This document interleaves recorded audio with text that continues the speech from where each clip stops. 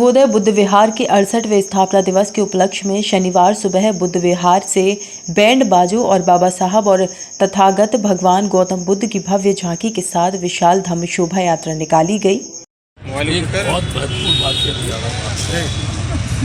Doctor बाबा साहब अम्बेडकर का 18 मार्च 1956 आगरा में जब आगमन हुआ, लोग अपने अपने ढंग से उनकी व्याख्या करते हैं। उन्होंने क्या बोला, क्या कहा, मैं उसमें नहीं जाना चाहता। मैं सिर्फ ये कहना चाहता हूँ, उस समय चक्की पाट के कुछ साम्राज्य लोगों ने जाके उनसे निवेदन किया कि बाबा साहब आप हमारी बस्ती में चले, और यहाँ आकर के उन्होंने बौद्ध धर्म स्वीकार करने से पहले एक भगवान बुद्ध की मूर्ति स्थापित की।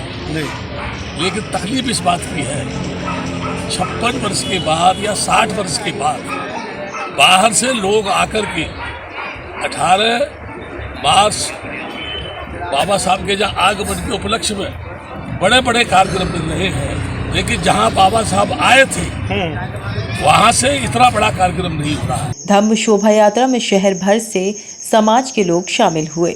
बुद्ध विहार प्रबंध समिति के संरक्षक करतार सिंह भारतीय ने बताया कि 18 मार्च सन 1956 को बाबा साहब ऑल इंडिया शेड्यूल कास्ट के राष्ट्रीय अधिवेशन में भाग लेने ताजनगरी के रामलीला मैदान में मुख्य अतिथि के रूप में सम्मिलित होने के लिए आए थे।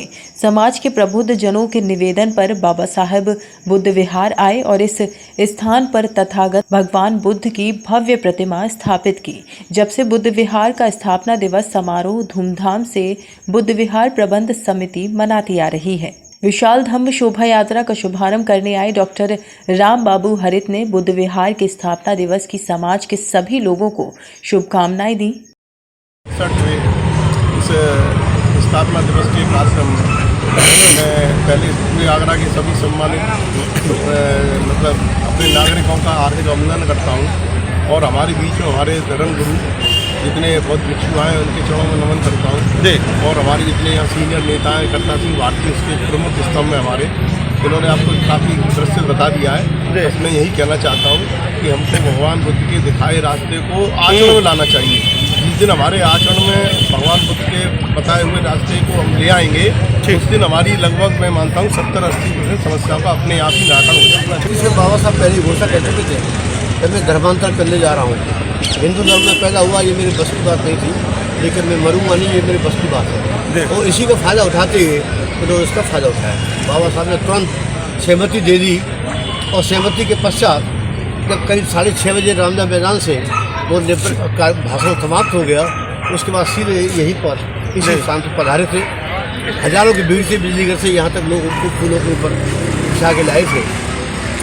और बाबा साहब ने यहाँ अपनी पत्नी डॉक्टर सविता अम्बेडकर के साथ, उनके साथ श्री सोमलाल शास्त्री जी और श्री शंकरानंद शास्त्री जी बोली थी। उनके पीए थे नानक चंद अत्तू, वो भी उनके साथ थे।